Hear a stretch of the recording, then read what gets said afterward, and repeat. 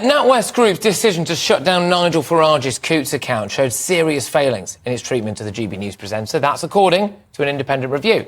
It found that the closure of his account did not follow the bank's policies. It also revealed that the bank's decision was lawful under predominantly commercial reasons. Well, look, Nigel has described the report as a whitewash, so we're going to be talking to him about that.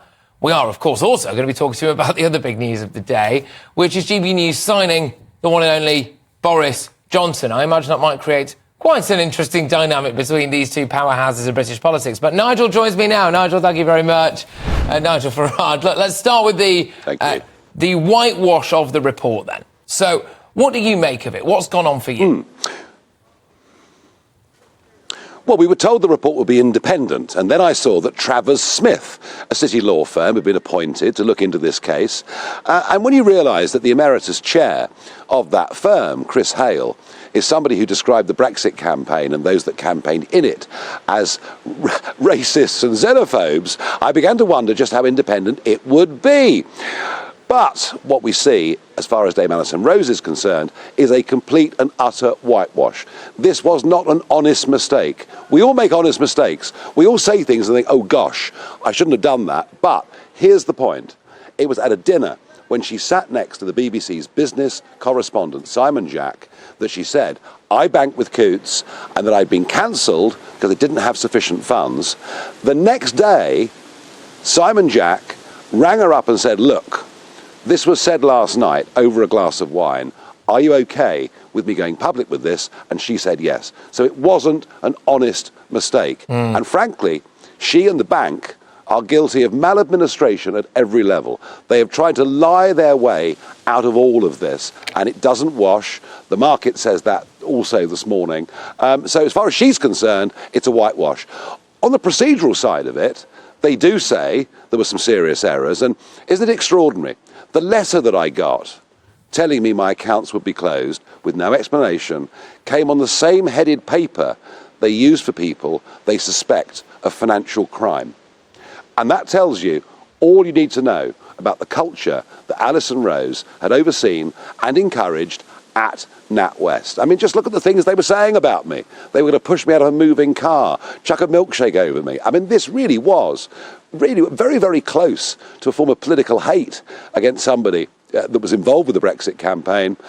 And the Russia stuff just drives me mad, Patrick. I mean, the Coutts Subject Access Report mentioned Russia 144 times. So you can see they were trying to build up their own prejudice narrative. The fish rots from the head down. Alison Rose must not walk away from this job with 11.3 million quid, 40% of it provided by us, the taxpayer. And I also believe that Howard Davis, the chairman, has been utterly incompetent throughout, and he should not be allowed to see out his term until the end of next spring. OK, I mean, strong stuff there, Nigel. I don't think that many people, possibly apart from those literally directly involved, would disagree with you there. I've got to ask you about the other big news of the day for us here. As a channel at GB News, we have announced now that we have got Boris done. We've signed Boris Johnson. I think it's fair to say that everybody else wanted him. We've actually gone and got him. What do you make of that? You've had a couple of run-ins with him in your time, haven't you? How's this going to be in the office? Oh, look, you know, I've known Boris 30 years. I mean, I knew Boris when he was a journalist and I was working in the City of London. I've always enjoyed his company. Always enjoyed his company. I might have been somewhat critical of what he did as Prime Minister, but that is a different kettle of fish. I think Boris coming to GB News, doing programmes, will be highly entertaining, and that's perhaps an understatement. Yes, no, absolutely, definitely. I think it's a massive monumental signing for us. He's going to be talking Britain up as well, I think, talking about global Britain. And Nigel, I think in the current climate, it's easy to get bogged down in the negatives. It's easy if you tune into other news outlets to only hear the bad stuff. This is going wrong. Britain's awful. Our history's appalling. You know, now we've got you and we're going to have Boris Johnson as well, hopefully talking us up a bit. Yeah, I mean, look, you know, this stuff about Britain's history being so vile and so awful, we'll have a look at our European neighbours, every single one of them. So we do need to try and change that narrative, slavery, all the rest of it. I mean, compared to the rest of Europe, we can hold our heads high. And in terms of modern Britain, look, there are great frustrations about government, but still, there is still something about the UK that is entrepreneurial, outward-looking, and in many ways, we as a people are much more tolerant than most people in the world. So, yeah, you're right. You know, it's time we did start talking Britain up.